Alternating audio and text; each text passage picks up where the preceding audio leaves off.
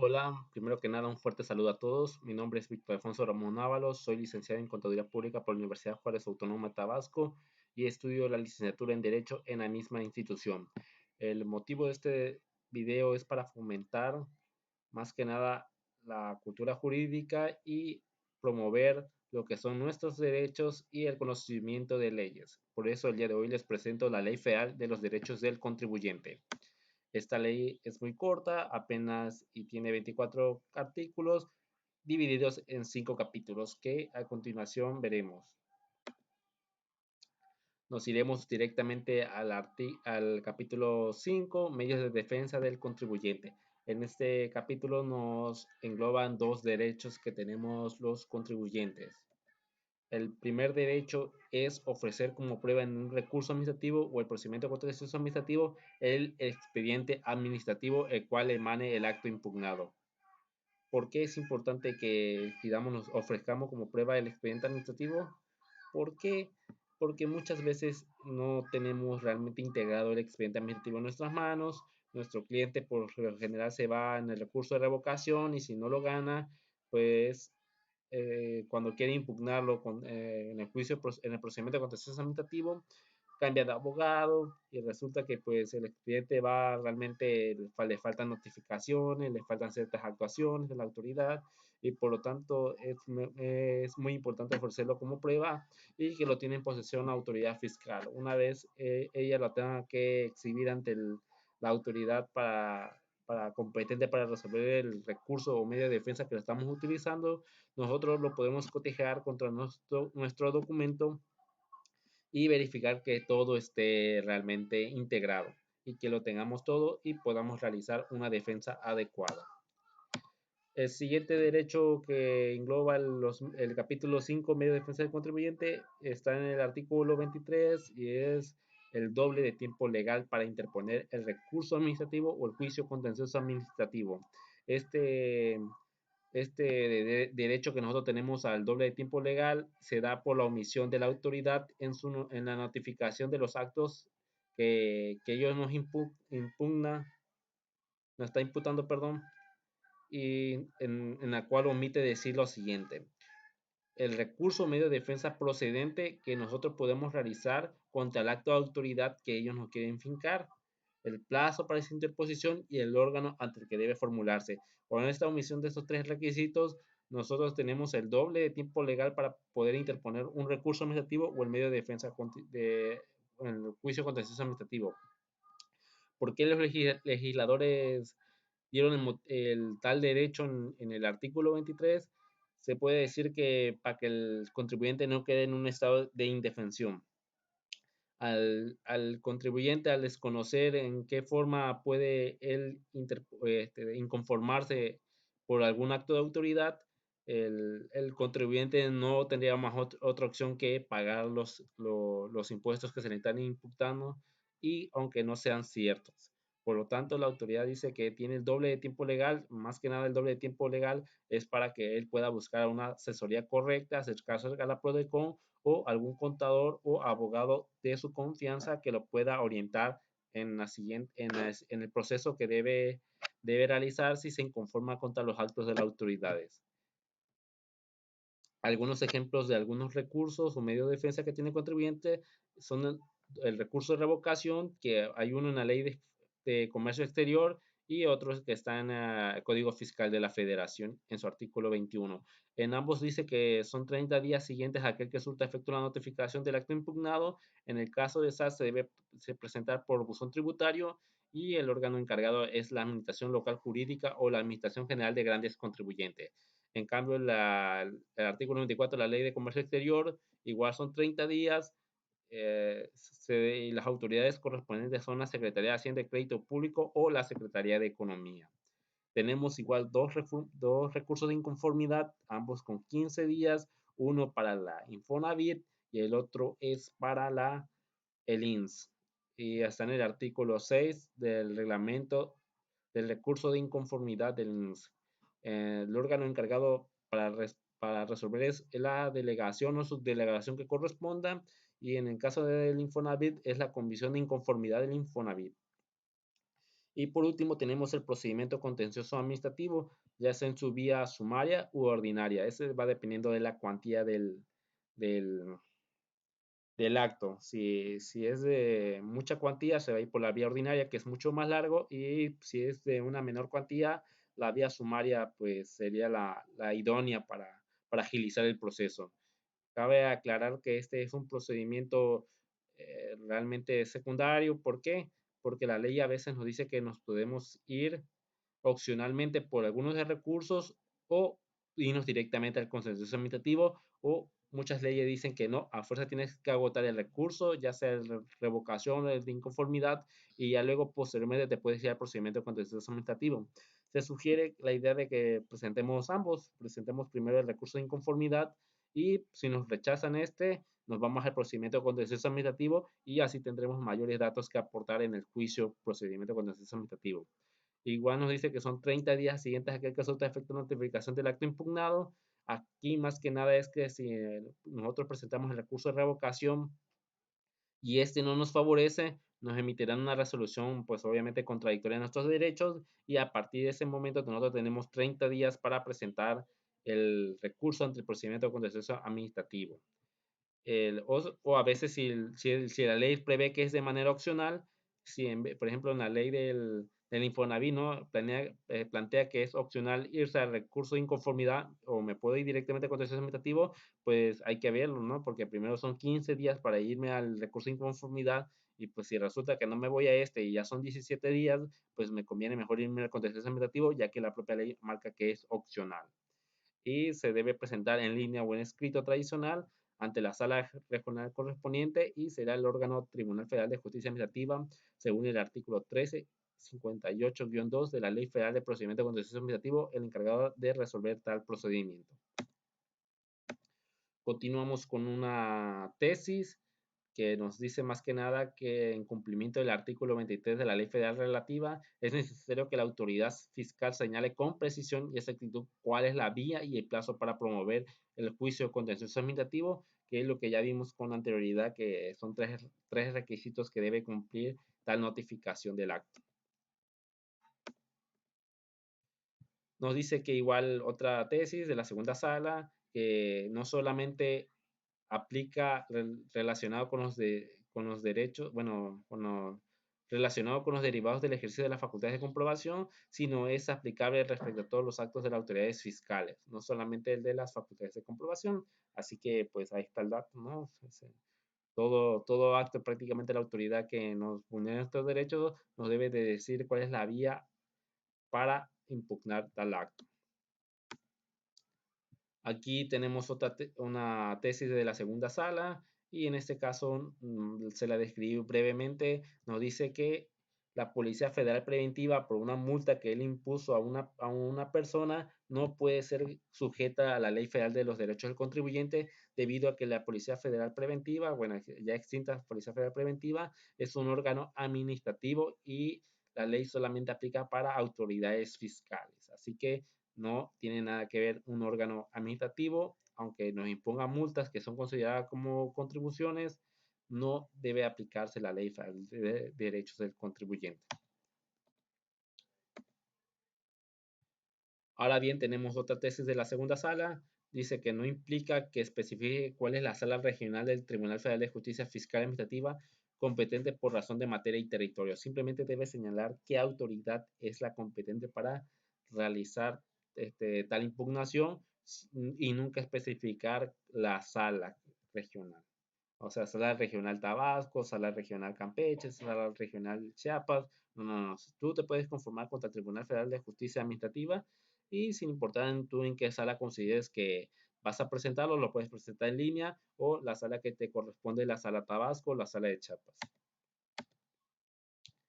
Y tenemos otra tesis de la segunda sala. Dice que aunque el notificador quiera subsanar tal anomalía, no especificar en la resolución el medio de defensa que tenemos nosotros para impugnar el acto de la autoridad, el notificador, por ejemplo, se da cuenta y lo quiere escribir en una servilleta o un pedazo de papel que encuentre, y se le engrapa a la notificación del acto, dice que no es válido. De todas maneras, sigue aplicando el doble de tiempo legal, y explica tres razones.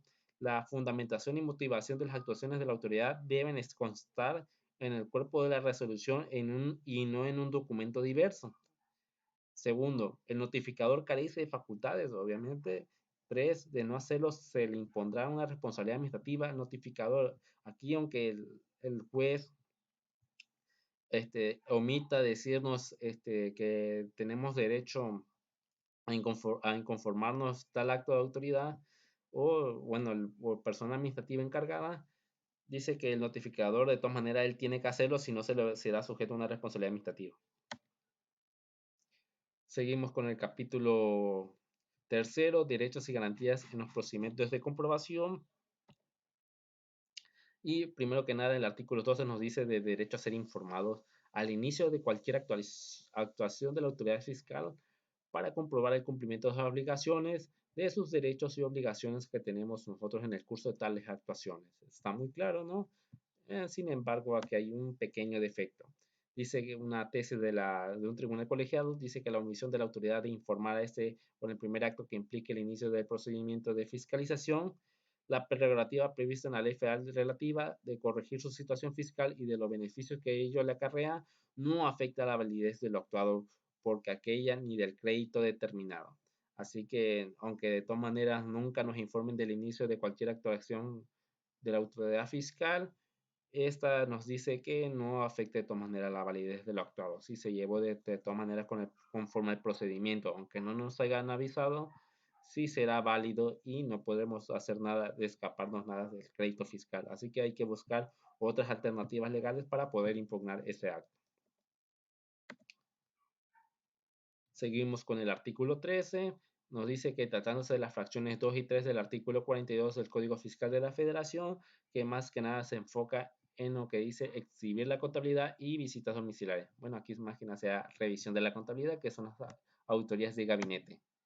Dice que tenemos dos derechos. El primer derecho es informar al contribuyente por el primer acto que implique el inicio de esas facultades. O sea, cada vez que me vayan a revisar la contabilidad o hacer una visita domiciliaria, el notificador se debe identificar conmigo y decirnos que viene a cumplir un acto de autoridad, o sea, una revisión de la comprobación de la revisión de mis comprobación de obligaciones.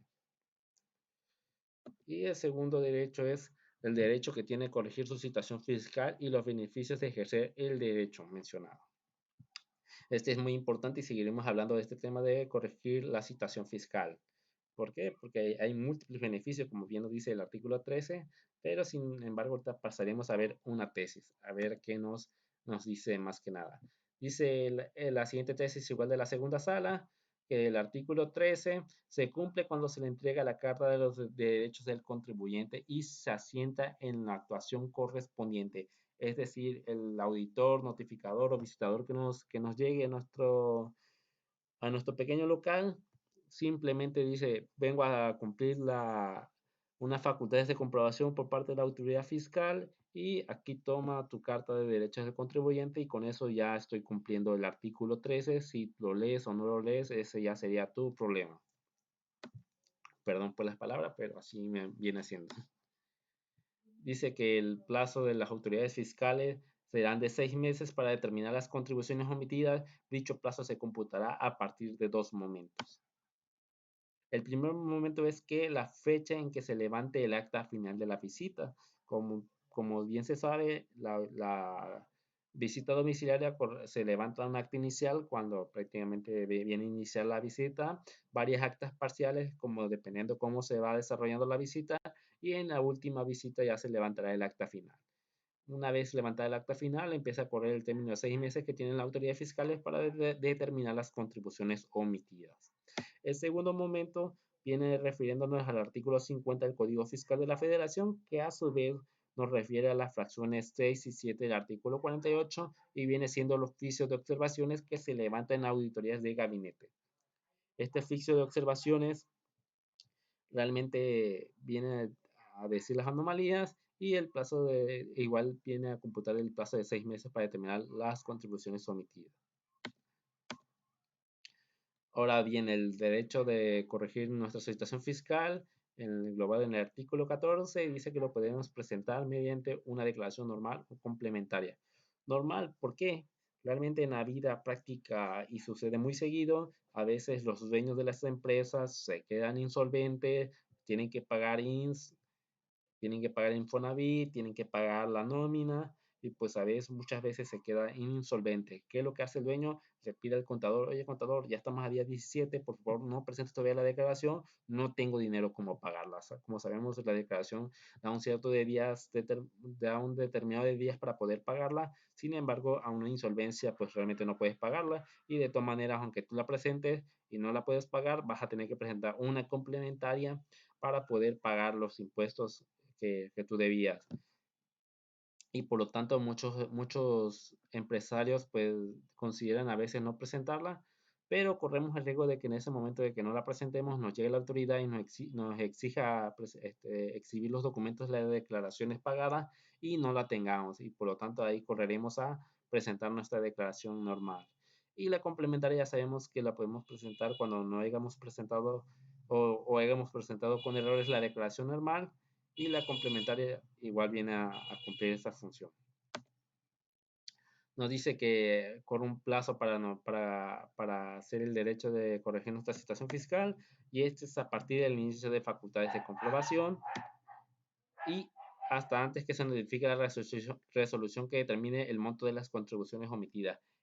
Hasta este plazo nosotros tenemos nuestro derecho de corregir nuestra situación fiscal hasta a partir del inicio de las facultades de comprobación hasta antes que se notifique la resolución que determine el monto de las contribuciones omitidas, que viene siendo los 6 meses.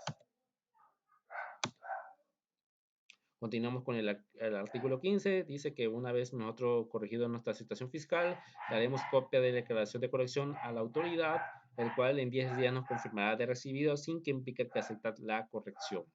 Ahorita les diré por qué. Porque dice aquí, y más que nada aquí lo usaré en esta fórmula, dice que la determinación de las contribuciones omitidas sean mayores a la corrección del contribuyente, continuará la visita o la revisión de contabilidad. Porque muchos contribuyentes en la balanza parece que deben 200,000 pesos? Oye, contador, debo 200,000 pesos, lo voy a pagar ya para que se vaya el auditor, notificador o visitador que nos esté inspeccionando. Y le digo, aquí tal vez, ya pagué, ya te puedes ir a tu casa. No, no, espérate, aparte de que tú debías esto, estoy revisando tu contabilidad y aparte omitiste tales ingresos, por lo tanto, mi deber es continuar la visita domiciliaria o la revisión de contabilidad. Continuamos, dice que cuando durante el ejercicio de las facultades de comprobación de las autoridades fiscales los contribuyentes corrijan su situación fiscal, se estarán dando lo siguiente. Dice que transcurrido al menos 3 meses, las autoridades podrán dar por concluida la visita domiciliaria, la revisión que se trate, cuando a juicio de la autoridad se corrija el total de las obligaciones. En este supuesto, perdón, se hará constar en la corrección mediante un oficio. Así que por lo menos las revisiones deberán durar 3 meses según el artículo 16, bueno, un fragmento del artículo 16. Y aquí hay un beneficio que les voy a mencionar. El beneficio es que tendremos una multa del 20% de las contribuciones omitidas cuando la paguemos junto con sus accesorios. ¿Por qué tendremos este beneficio del 20%? Cuando lo hagamos en este lapso. Después de que se inicie el ejercicio de las facultades de comprobación de las autoridades fiscales y hasta antes que se le notifique el acta final de la visita domiciliaria o el oficio de observaciones. Si nosotros corregimos nuestra situación fiscal en este lapso de tiempo, tendremos derecho a solamente, tenemos derecho, sí, a solamente pagar una multa del 20%, el cual la persona que nos esté revisando nos debe informar de tal derecho.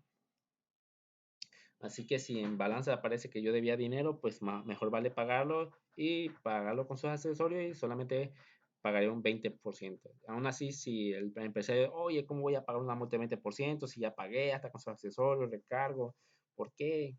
Bueno, aquí les informo. Según el artículo 76 del Código Fiscal de la Federación, omisión total o parcial del pago de las contribuciones descubiertas por las autoridades fiscales mediante el ejercicio de sus facultades, se aplicará una multa del 55 al 75% de las contribuciones omitidas. Así que hay que explicarle a nuestro cliente y decirle, oye, ¿quieres pagar el 20% o quieres irte hasta el final y pagar el 55 al 75% de las contribuciones omitidas? Así que haz tus cuentas y ve si te arriesgas o no te arriesgas.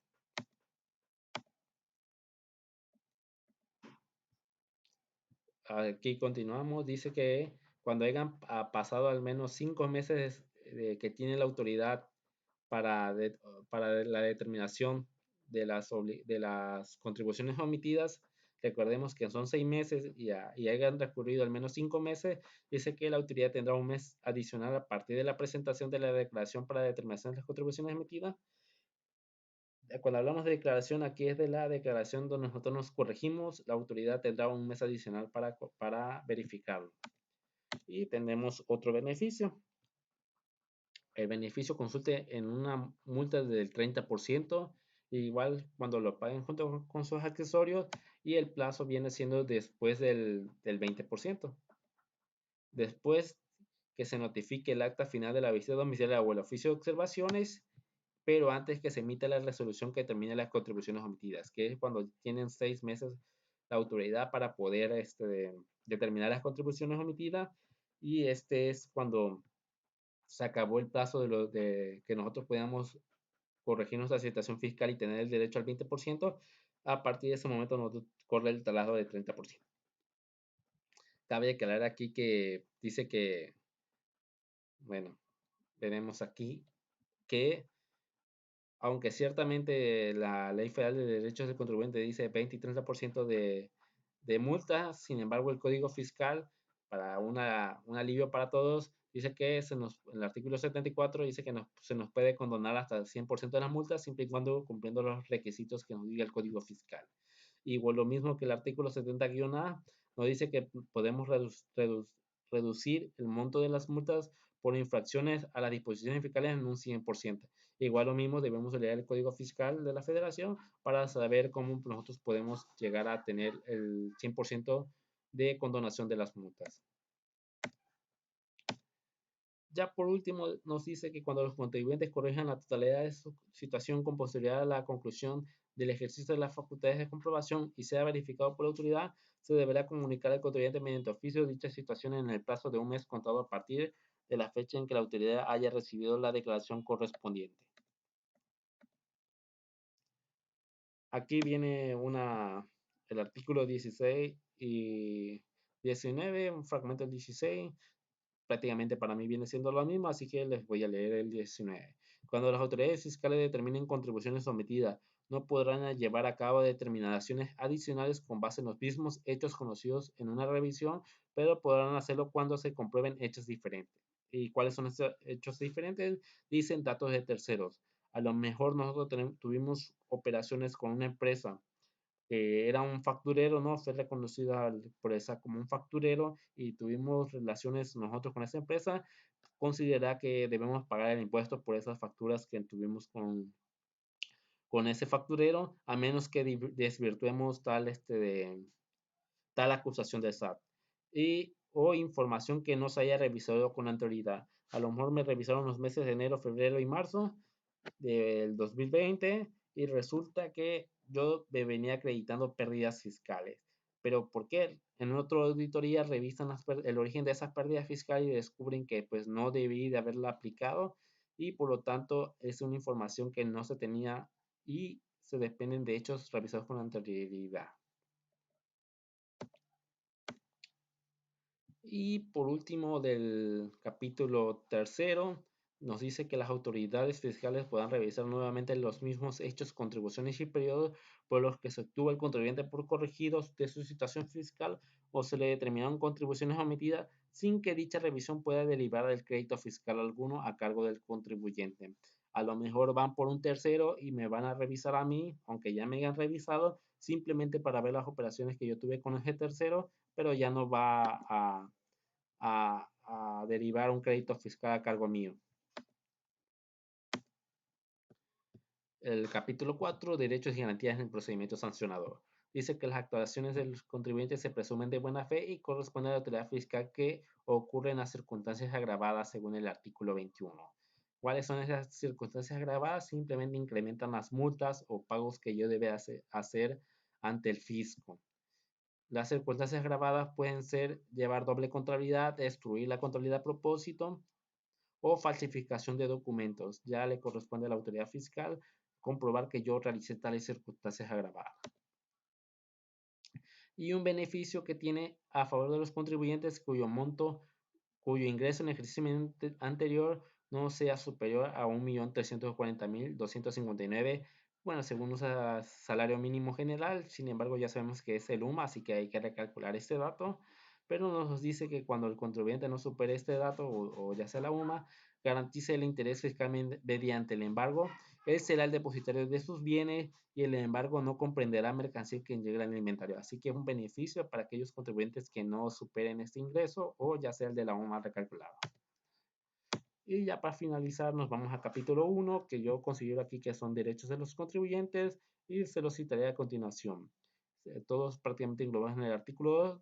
Nos dice derecho a ser informado y asistido de las obligaciones tributarias, derecho a obtener la devolución de impuestos, derecho a conocer del estado de tramitación de los procedimientos, derecho a conocer de la identidad de las autoridades fiscales, derecho a la obtención de copias certificadas de las declaraciones presentadas, derecho a no portar los documentos que ya se encuentran en poder de las autoridades fiscales, derecho al carácter reservado de los datos, informes o antecedentes que los contribuyentes y terceros, salvo lo dicho en el artículo 69 del Código Fiscal de la Federación, que es la llamada lista negra. Derecho a ser tratado por el debido respeto y consideración por los servidores públicos, derecho a que las actuaciones de las autoridades fiscales donde intervenga el contribuyente se lleven de la manera menos onerosa, derecho a formular alegatos, presentar y ofrecer como pruebas documentos, incluso el expediente donde se esté el acto impugnado, derecho a ser oído en un trámite administrativo previo a la resolución determinante del crédito fiscal, la garantía de audiencia, derecho a ser informado al inicio de las facultades de comprobación de las autoridades fiscales sobre sus derechos y obligaciones, como ya vimos con anterioridad, y más que nada utilizan lo que es la famosa Carta de Derechos del Contribuyente para omitir la obligación establecida en el artículo 13. Derecho a corregir su situación fiscal con motivo de las facultades de comprobación, derecho a señalar en el juicio ante el Tribunal Federal de Justicia Administrativa el domicilio para recibir notificaciones, salvo que sea dentro de la jurisdicción de la sala, derecho a acceder a los registros y documentos siempre que tales expedientes correspondan a procedimientos terminados a la fecha de la solicitud. Los contribuyentes podrán formular a las autoridades fiscales consultas sobre el tratamiento fiscal aplicable a situaciones reales y concretas. Las autoridades fiscales deberán contestar por escrito, las consultas así formuladas en un plazo máximo de 3 meses. Considerando que si la autoridad no contesta en un plazo máximo de 3 meses, nosotros debemos considerar nuestra consulta ya sea por negativa ficta, y tenemos que hacer valer algún medio de defensa que ya vimos con anterioridad en este curso para tal negativa ante la autoridad. Bueno, aquí otro dato, ¿no? La consulta fiscal solamente es aplicable por ejercicio fiscal. Recordemos que la normativa fiscal va cambiando año con año, por lo tanto se recomienda presentar una consulta cada año, porque puede ser que nuestra consulta el día de hoy sea favorable y resulta que el otro año cambiaron las reglas del juego y la consulta fiscal que hicimos ya deja de ser inoperante. Y por último tenemos el capítulo 2, obligaciones de las autoridades. Dice que es facilitar en todo momento el cumplimiento de sus derechos y cumplimiento de las obligaciones, proporcionar a los contribuyentes la asistencia e información acerca de sus derechos y obligaciones en materia fiscal, realizar campañas de difusión sobre la cultura contributiva y derechos de los contribuyentes, publicar periódicamente instructivos de tiraje masivo donde se dan a conocer las diversas formas de pago de las contribuciones. Aquí las diversas formas de pago, pues ya sabemos que es cheque, transferencia, tarjeta de crédito, tarjeta de débito y excepcionalmente en efectivo. Y muchas gracias por su atención. Les dejo mi correo victoralfonso957gmail.com, y les recuerdo que pues estoy a su disposición ante cualquier duda, comentario y crítica que me puedan hacer. Todos venimos en este mundo a aprender, así que los espero. Saludos.